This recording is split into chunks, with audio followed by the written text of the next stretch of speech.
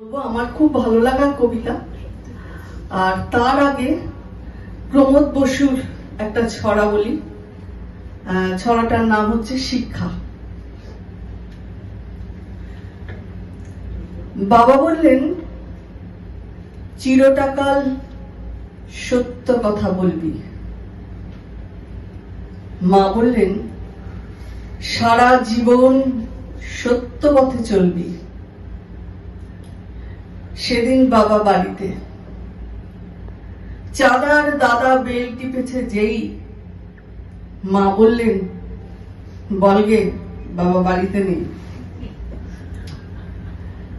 পড়তে বসে যেই বলেছি ফুরিয়ে গেছে খাতা, মা বললেন, কাল এলো তো কয়েক দিস্তা পাতা।